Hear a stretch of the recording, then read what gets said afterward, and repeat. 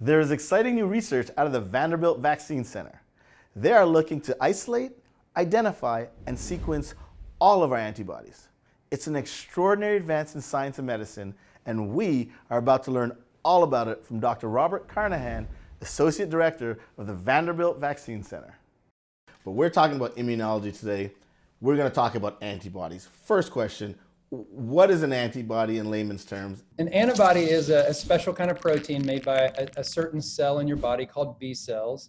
It's part of what's called the adaptive immune system. So this is our body's ability to shape what it is doing in response to particular onslaughts, particular things which are kind of coming into the system. So antibodies have a very interesting sort of genetic makeup where the body is able to shuffle around pieces and parts and create new versions of antibodies all the time that are adapted to whatever we're being exposed to. So new flus come along, we can make new antibodies to those. And the antibodies then target and tag those pathogens so that the body can recognize them as foreign and then hopefully eliminate them. So if you think about that, every day, you're starting the process of developing 10 or 20 new antibodies, maybe 100 to a particular thing. And that's every single day of your life for your entire life. You've taken on this Herculean task to map, I believe, this whole antibody repertoire you just talked about.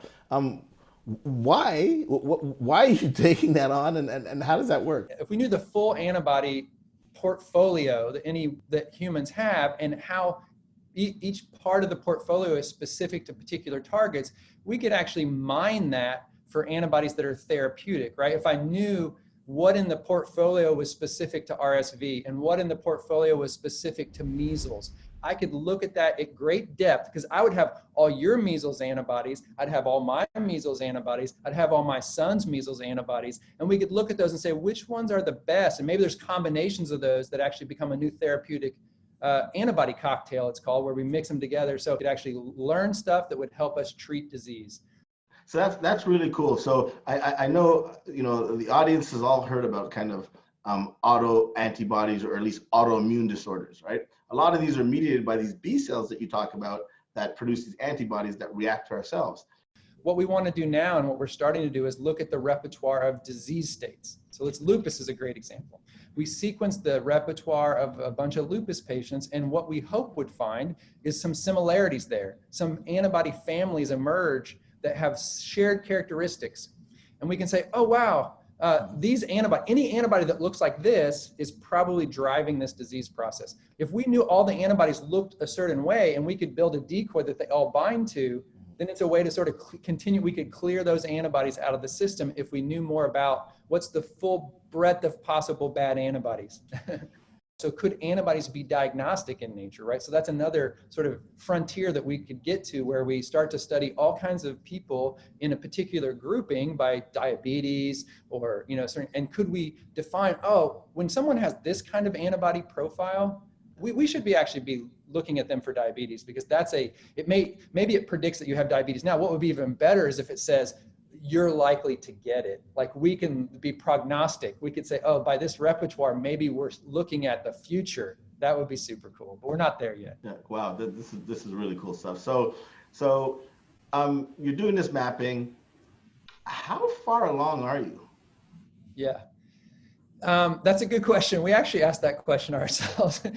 I don't think there's an end, at least in my lifetime, as to where we'll get there. Again, like we said, this is a super flexible and adaptive system. And everyone, we've been studying antibodies for a long time in immunology. We have scratched the surface of understanding the antibody encoding is constantly changing. So even if I took yours across 1 year and sampled your antibody repertoire at what's called at depth, tried to look as much as I could. We're doing this for people.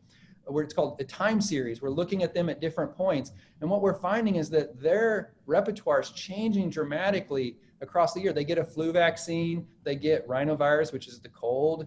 They get exposed to all kinds of things, and their repertoire is constantly changing. So it's this very difficult because it's not stable.